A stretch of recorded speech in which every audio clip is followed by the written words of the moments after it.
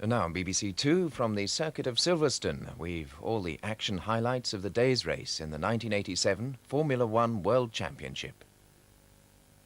The British Grand Prix. This is not Apocalypse Now, this is Silverstone, where today there are going to be more helicopter movements than anywhere else in the world. Every commercially available helicopter in Britain is coming here to bring spectators, not in their hundreds, but in their thousands, to see the British Grand Prix.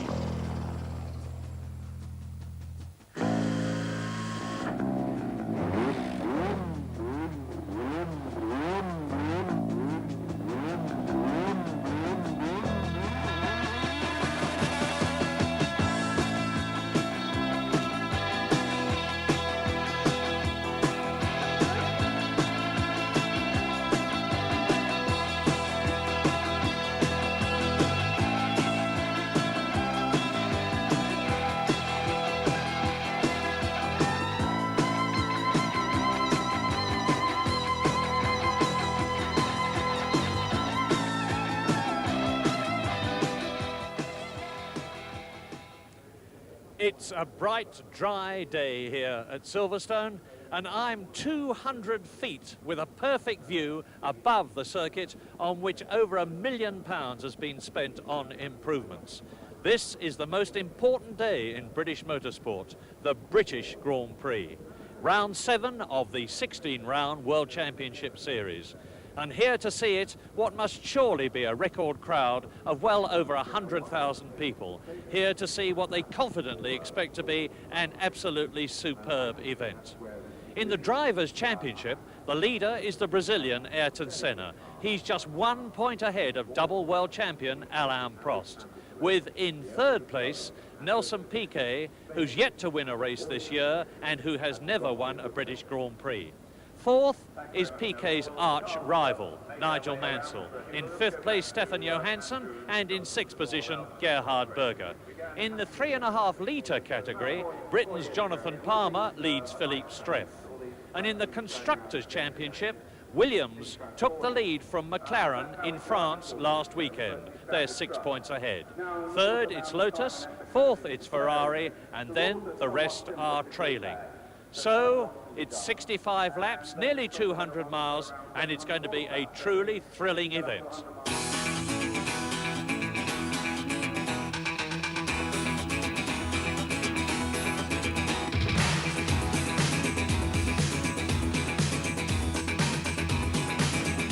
Last week I told you about an unusual way that Riccardo Patrese finished a Grand Prix, when his seat buckle came undone. This week, here's another even more unusual one. The Arrows has got the boost switches and the fire extinguisher switches very close to each other.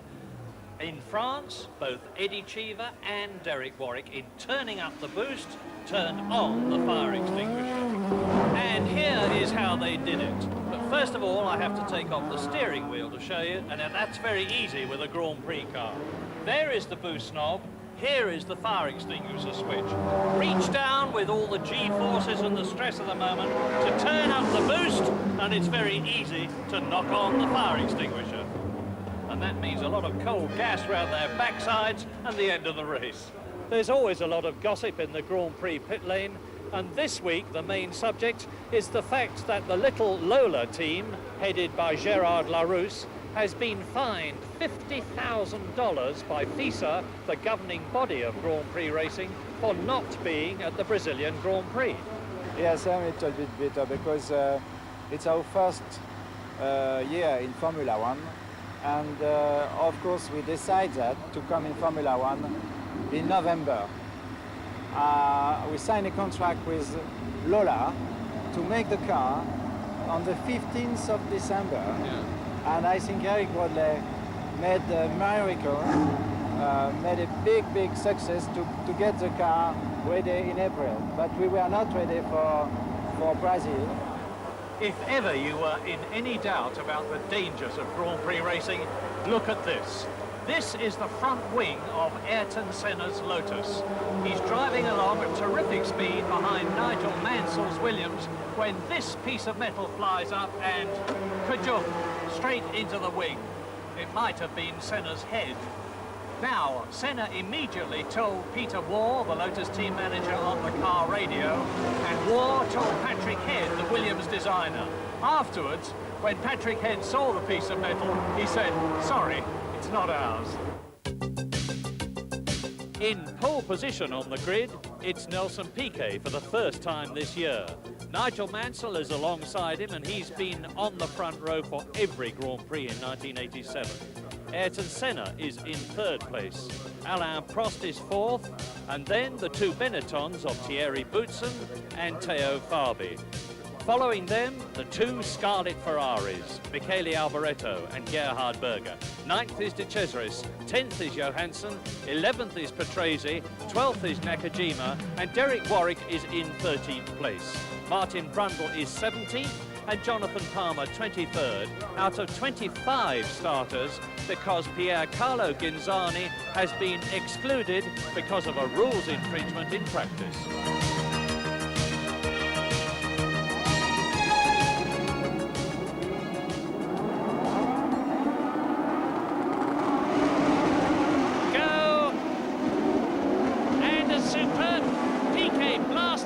Prost comes up right alongside Mansell, and Prost leads into Copse. An absolutely meteoric start from the Frenchman.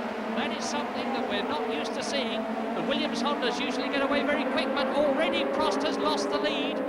I can't tell you which of the Williams it is at the moment, but into the right-hander they go, sweeping round, down to Beckett's, now onto Chapel, and it's going to be down to Stowe at 200 miles an hour. Everybody has got away cleanly and safely, no problems at the first corner, and it's Piquet leading. Mansell coming through to take second position away from Prost, with Senna in fourth place and Thierry Boutsen in the Benetton in fifth place. Fabi is sixth. The lead Ferrari of Alboreto is seventh. Already the positions are changing, and Piquet is starting to pull away a little from Nigel Mansell. I suspect the boost has been turned up on this opening lap to enable them to get the power to get away. Yes, it certainly looked like that, because they powered, both Williamses powered past Prost on the straight. He made a superb start, won the fight into Copse the first corner, only to be just outpowered from Copse up to Beckett's by Nelson Piquet, and then by Nigel Mansell after Beckett's on the run down to Stowe. So, end of lap one, the two Williamses, to nobody's great surprise, lead the field, and Ayrton Senna has got past Alain Prost. So Senna moves into third place. So it's Honda engines, they've got the power. Have they got the fuel economy? They certainly have had in the past, because Piquet is setting a searing pace and Mansell is determined not to lose sight of him. So it's Piquet on lap two, Mansell second, Senna in third position, then Prost, and one of the Ferraris is up behind Thierry Boutsen in fifth position. And he has got ahead of Teo Fabi, and it is Alboreto who's coming through the field. The Ferrari's going notably better as Fabi goes round the right-hander at Stowe there than they have been in the recent past. The little alterations that are being made race by race are benefiting them, and Piquet, coming up to complete 2 laps out of 65, is going to lead across the line with Mansell second, and they're both pulling away. The two Williamses have really built up a very, very big lead for 2 laps. So, coming back to the start, action replay of the start. Now you see Prost on our side of the grid and in third place now. He got the power down, but he saw the wheel spin, the tire smoke coming off Mansell's car, and Prost fighting his way past on the outside. And he had to leave his braking very late to get in front of Nelson Piquet. But then, as you see them go through the corner, you'll see Piquet just power past Prost out of the corner. And there you see the power of the Honda engine as Piquet just blasts past Prost on sheer power. And out of the race already, René Arnoux on the Ligier, and this is lap 4. So there is the first retirement as Senna, Prost and Alboreto third, fourth and fifth go through the new corner, followed by the Benetton of Boutsen, sixth. Prost is beginning to look fairly impatient with Ayrton Senna, and he's gone for the inside. That is Capelli in the March, the 3.5 litre normally aspirated March, and we just hope, and he's putting a lot of oil down onto the track. Let's hope he's not putting it on the racing line. So the lead has just gone through, and Prost did it. He made it past Ayrton Senna at Copse Corner. He'll be anxious to stay in front. He'll be hoping that Senna doesn't hit his boost button to turn it up to get back past him, because the big concern there that Alboreto is pressing what was Prost and is now Senna.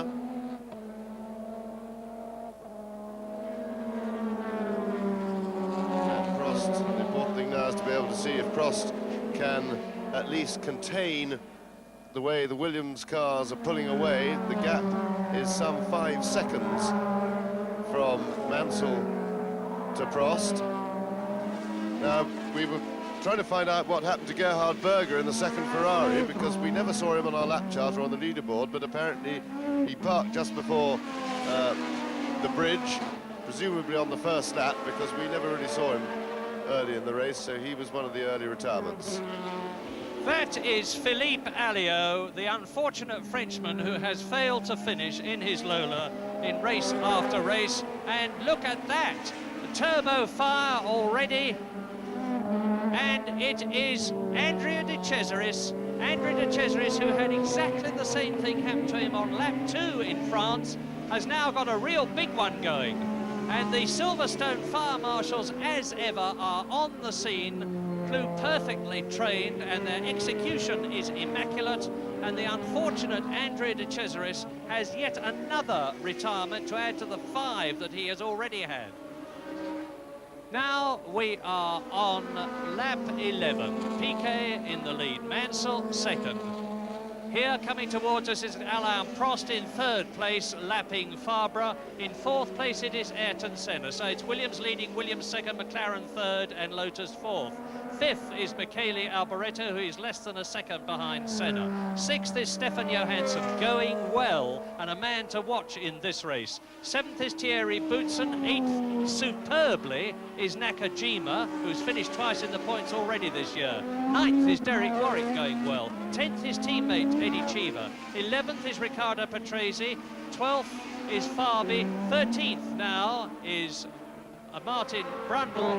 In 14th place, and this is incredible, is Alex Caffey in the Osella, which has failed him in race after race, notwithstanding the fact that he's shown himself to be, in his first full year of Grand Prix racing, an excellent driver. 15th is Campos. 16th is Jonathan Palmer, who of course is now leading the 3.5 litre category ahead of his teammate Streff, who is 17th. Jonathan Palmer, incidentally, although not featuring on the leaderboard, of course, with a 3.5 litre engine, was very impressive in practice, really throwing his Tyrrell around, and it would be nice at some stage to see him in a really competitive Grand Prix car. Here is Nakajima as you ride with him round Stowe Corner at 150 miles an hour on your way down to Club at 160 miles an hour. Back a gear, now watch his hand as he goes up into 6th gear on the approach to Abbey Curve. There it is. He's doing 175 miles an hour around here, building up to 6th gear and 200 miles an hour. There's the 6th gear. Now he's going down through the box into 2nd, the new chicane. Right, and that was Riccardo Patrese, who just blasted past him to retake the place. So Nelson Piquet, back to him in the lead, with Mansell just going through in the background, just lapping one of the slower cars. And things really look very comfortable indeed for the Williams team. Prost has dropped back a little bit. He's now some 10.5 seconds behind Piquet, some 8.5 seconds behind Nigel Mansell. Now we see it on the caption. But if of course Prost is going to try and do the race on one set of tyres, this 10-second deficit is not a problem. What could be a problem, he doesn't want to fall too far back, because whatever happens, fresh tyres on the Williamses will make them quicker, at least initially. And although they'll lose time in the pits and lose the lead, we've seen how easy it is for them to pass the McLaren with their extra engine power on the straights, so if they can catch him on fresh rubber, they won't have a problem getting by. I have told you many times about the car-to-pit radio contact. The reason we now know that the Williams mechanics are waiting down there is that Mansell has radioed in, and that is Johansson. Johansson out of the British Grand Prix, and with that excitement, I will tell you also, Johansson was in 6th place, that Mansell has radioed in to say that he has a slight vibration, and the hypothesis is that a new set of tyres may fix it. Well, traditionally, you get new tyres at a bit under half distance. Half distance here today is 32.5 laps. They are now on lap 20, so we could reasonably expect any of the cars to come in for tyres at any time. And now Patrese is in the points in 6th position. Lap 20. Piquet leads, Mansell 2nd, Prost 3rd, Senna 4th, Alboreto is 5th, Patrese is 6th, Nakajima is 1 place out of the points in 7th position. So Nelson Piquet is certainly giving the lie to people who said that he was not up to Nigel Mansell now, and I said it last week, I must admit. Well, I don't think you have to eat your words, Murray, about Piquet not being up to Nigel Mansell. The huge wave of criticism of Piquet's driving and the speculation about his motivation has had the desired effect, and the fact of the matter is he's driving better and has pulled his finger out. Alain Prost is coming into the pits in 3rd position to have his tyre stop at the end of as he's on his 30th lap. Stop. Out goes Ron Dennis's board to indicate to the Frenchman to have his brakes on. That's a good stop. 8.15 seconds, Alain Prost, and he had that on lap 30. And that's the first tyre stop we've had. The Frenchman rejoins, and Ayrton Senna has been through. Michele Alboreto has been through. As they go past, so Mansell is now goes right up on Piquet. Just over a second, the gap. And there is Nakajima about to be lapped by Nelson Piquet. He didn't let him go past then, and that was naughty. Whatever it was, whether it was Nakajima holding him up or something else, has allowed Piquet to drop back a bit and Mansell to gain. The gap, which was over 4 seconds at one time between Mansell in 2nd place and Piquet the leader, is now visual. Nakajima takes Dana in the Zach speed, so does Piquet to lap him again, so does Mansell through on the inside and Stowe corner. Now, are we going to see the camera? Nakajima gives the signal to go past. Now you should see Piquet on the right. There he is. Nelson Piquet blasts past Satoru Nakajima. Now Nigel Mansell will be following through, but where is the Japanese? Piquet's pulling away. Nakajima is not letting Nigel Mansell through as he let Piquet through, but Mansell takes his chance, dives through. 6 Piquet, 5 Mansell, 12 Senna, 27 in 4th place is Alboreto. Number 1 in 5th position because of the tyre stop is Prost. In 6th place, 11 Nakajima in the points then.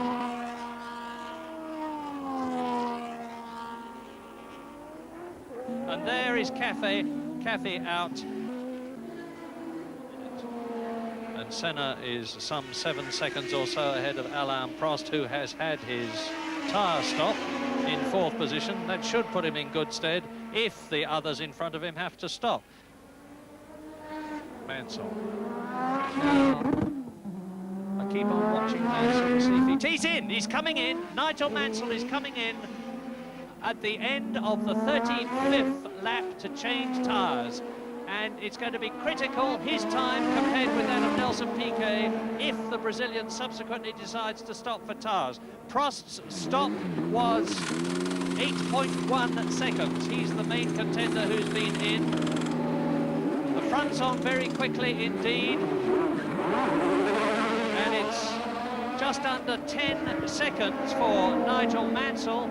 Call it 9.5 in round figures. And that was lap 35 So Prost came in on lap 30, Mansell came in on lap 35, Nelson Piquet leading. Mansell has made his stop and got away in second place without losing that position. There is the Ferrari pit, all ready to bring Alboreto in for his tyre change. There is Nigel Mansell. He's 28 seconds behind Nelson Piquet, but of course that'll come right down when Piquet makes his tyre stop.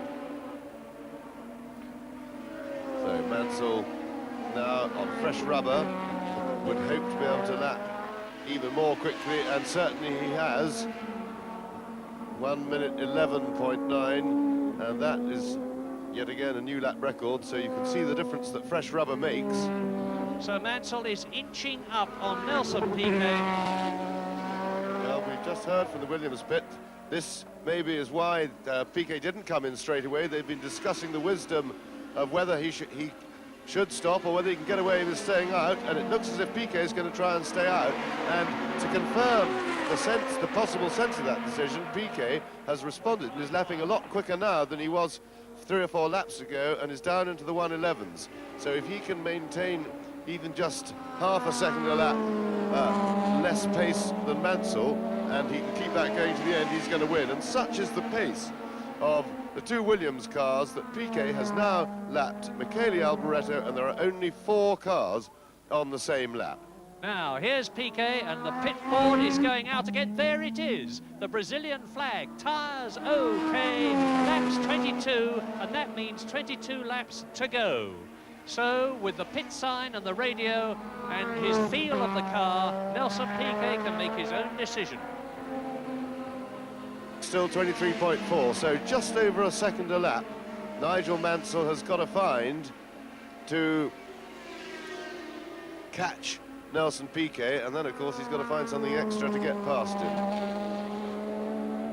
Here is Senna, the Brazilian, in 3rd position, 45 seconds now behind Nelson Piquet, and 13 seconds ahead of Alain Prost, 4th, with Alboreto 5th, and he's been lapped now. Nakajima 6th in the points again. The Japanese driver showing that where he's got the experience, he can use it well. In 7th position, it's still Derek Warwick going strong, as is Eddie Cheever 8th. Boutsen is 9th and Farby is 10th, so both the Benettons are running. As Nigel Mansell chasing in 2nd place in the British Grand Prix, which he won at Brands Hatch last year, goes through to complete another lap.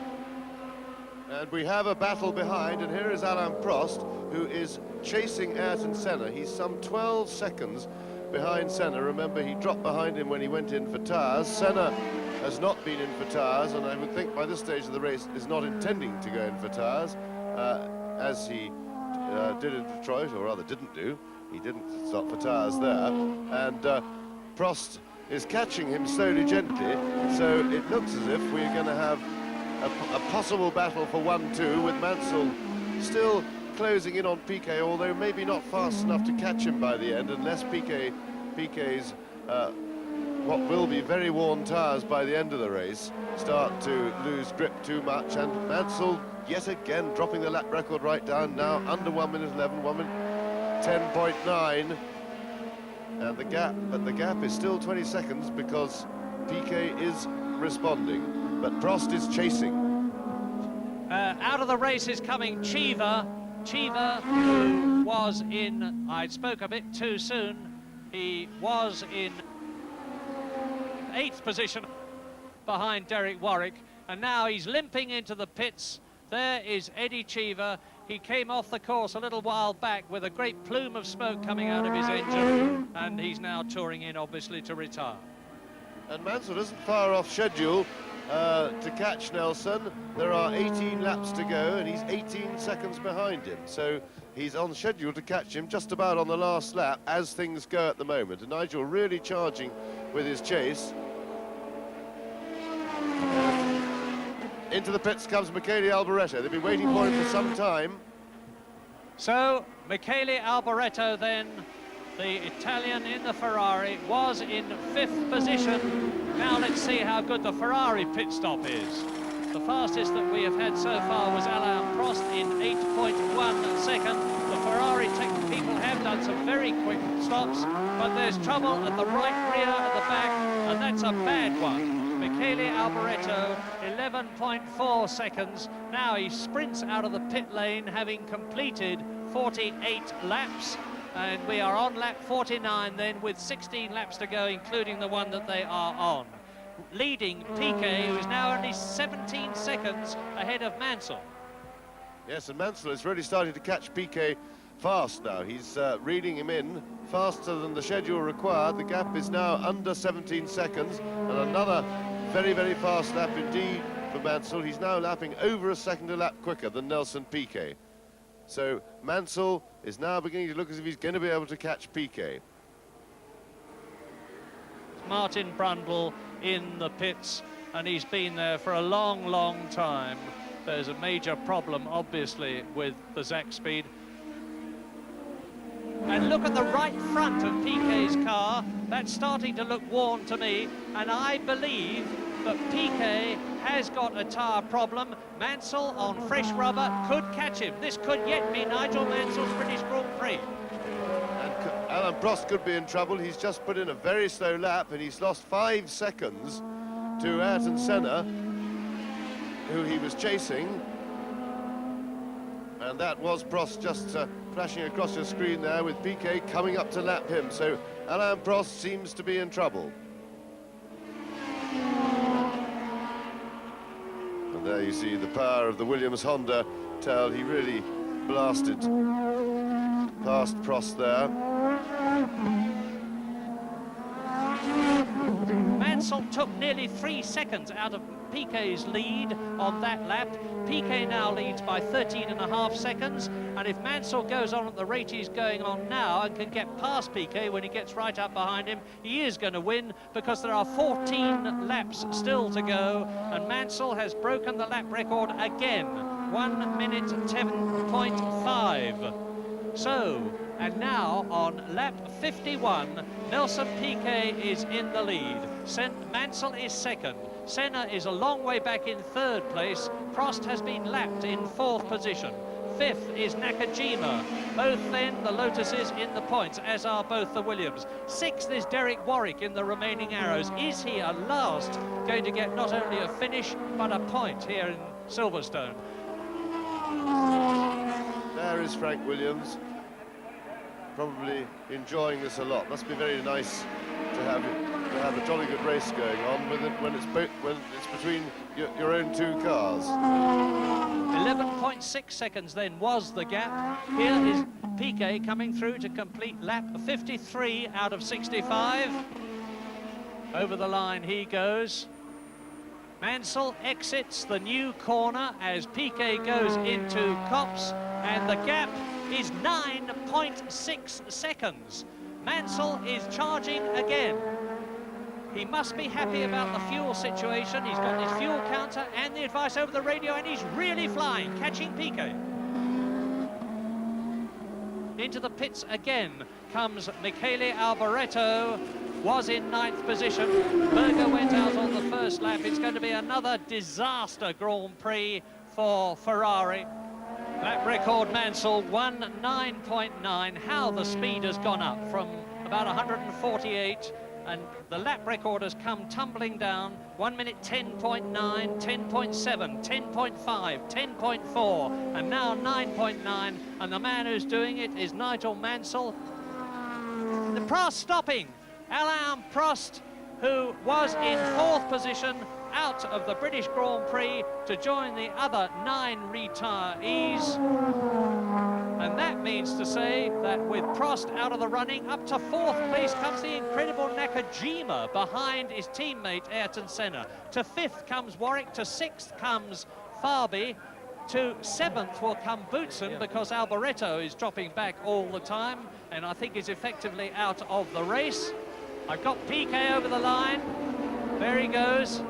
Now I see Mansell approaching it, and you'll see him come out of the corner in a moment, and the gap is 6.4 seconds. Well, with all this excitement going on up front, let us not forget the race for the normally aspirated cars going on behind. And whilst Palmer and Streff in the two Tyrrells were battling for the lead of that for most of this race. It's now been resolved pretty much, or at this stage anyway, in Palmer's favour, because he's got past Streff, and Streff's engine has become very rough and he's dropped a long, long way back. So Piquet now fighting his way through the traffic. This, of course, is a potential problem for him and, of course, for Mansell. They're racing hard, but they've still got to be careful around the slower cars. They can't afford to throw it away. And you see now Mansell has Piquet in his sights. He can now see Nelson Piquet, and that will give him that extra little boost as he... and there we are, there's the fan club for Nige. Go, go, go. And the gap between Piquet and Mansell now is 3.9 seconds. It's less, look. Savour this. This is a great British Grand Prix. Fabulous stuff. But remember, he's still got to get past Piquet. He's got to catch him. If Piquet's been wily and kept a little bit of extra fuel in there, he can turn his boost up, and that could make him very difficult to pass. Two Lotuses are causing a lot of trouble for Nigel there. So, and there is the view from Nakajima. He lets him go, but he's still got Senna to deal with. And we know there's little love lost, and Senna won't make things easy for Mansell, but it looks like Mansell's got the power and the straight line speed just to blast past him. And in fact, Senna was very polite indeed, kept over to the right-hand side of the track and let Nigel go. So the battle is on. And such is the speed of the Williams that when they passed Ayrton Senna then, they have now lapped the entire field. So the Williams team is going from strength to strength, and absolutely dominant in Grand Prix racing on the faster circuits at the moment. They showed that in France a week ago, and they've showed it even more emphatically here at Silverstone. Lap 62, less than a second.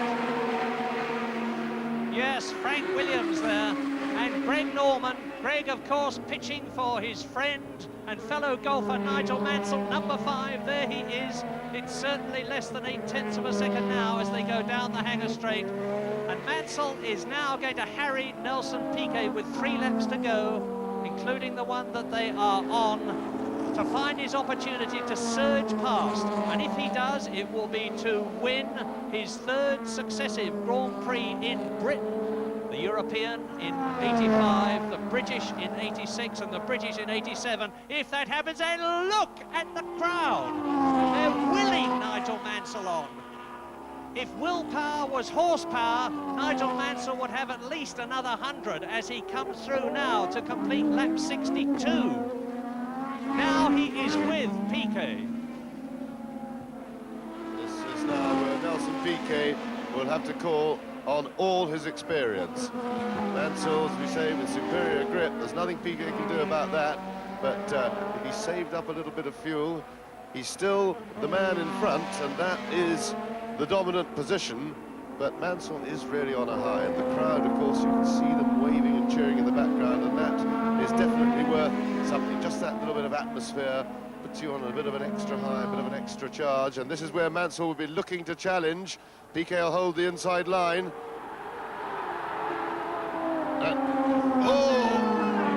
And Mansell's through, and a tremendous driving by Nigel, but that really was a bad mistake by Piquet to go back to the other side of the track. He just opened the door again for Nigel Mansell. He really should have held the right-hand side of the track and made Nigel go around the outside. And so Nigel Mansell looks as if he's sewn up the British Grand Prix.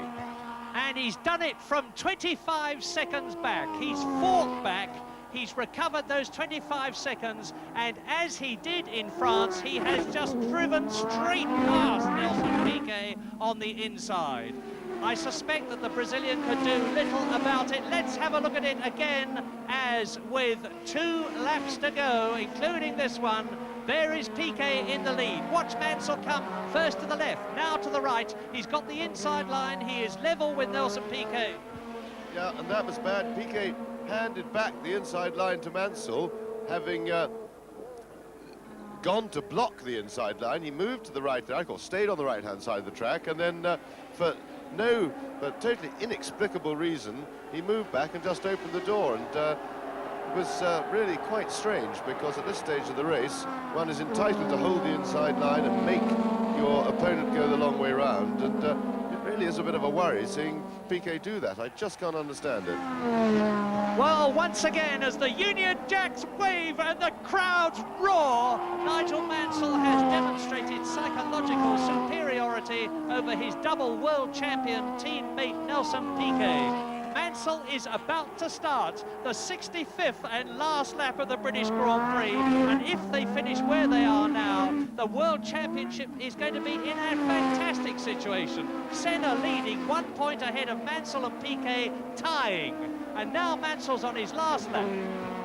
Yes, Nigel Mansell going around Copse on his last lap, and what a fantastic drive.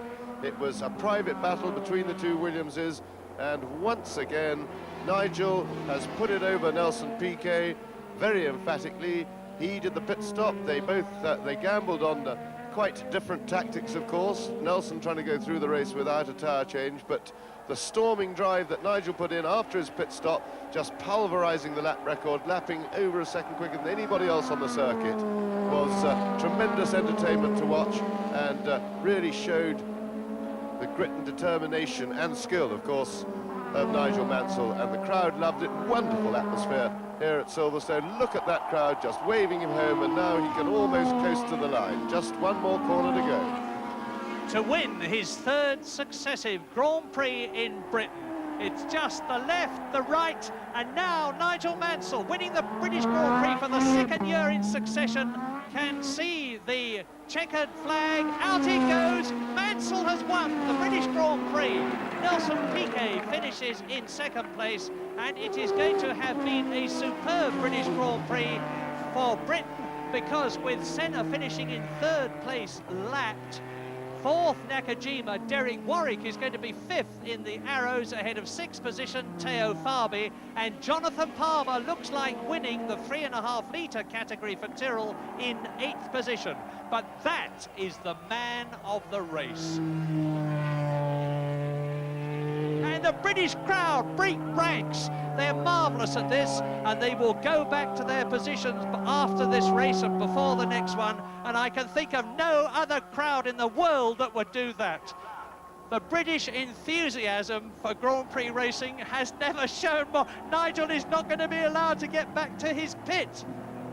Amazing. But remember Nelson Piquet, he drove magnificently. Victory has been snatched from his hands yet again.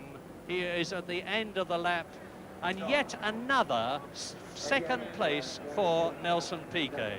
It is his fifth of the year. Well, how about that then? A truly great British Grand Prix to remember and savour for years to come. And the two men who thrilled and captivated us all, Nigel Mansell and Nelson Piquet, are now jointly second in the Drivers' Championship, just 1 point behind the leader, Ayrton Senna. And in spite of the fact that Alain Prost is now fourth, he is still very much in contention for his third successive World Championship. With a maximum 15 points from their first and second places for the second Grand Prix in succession, Williams have now extended their lead in the Constructors' Championship over McLaren in second place by 21 points. Lotus are still third, and Ferrari are trailing fourth. And after his colossal effort, it was an elated but tired Nigel Mansell who talked to Barry Gill. In the beginning of the race, I had a vibration. I think one of the wheel weights came off. I went on full tanks. I think Nelson did a better job setting his car up. His car was definitely quicker on heavy fuel load. But as the race progressed and I made my pit stop, my car then picked up grip, and then I was a bit quicker down the straights. You must have worried about making that pit stop, because when you came out, you were 25 seconds behind a man who was going extremely well. Yeah, I mean, it's really incredible. I mean, all credit to the pit crew. They got me out as quick as possible. But I would have tried to go the whole distance if I hadn't had this vibration, but we decided to pit early rather than late. And in doing so, I just managed to catch Nelson at the end. Well, you say just managed. You gave us one of the most exciting chases we've ever seen. And James Hunt said in the commentary, you were driving with crowd power as well as horsepower. Did you know what the crowd I'll would tell do? you that's true, because as soon as I knew I was catching Nelson, the crowd all around the circuit, I think for the last 15 laps. I mean, they were waving to me on all the corners, down the straights. I mean, it was willing me on. I mean, it helped tremendously. I mean, I've got to thank them for the win because it definitely put 5 seconds in my pocket. Well, it's getting better all the time, isn't it? And after 2 superb races, the French Grand Prix last weekend and the British Grand Prix this weekend, the next one is the German Grand Prix at Hockenheim in 2 weeks' time. Grand Prix can hardly wait to be there, and I'm sure that you can't either.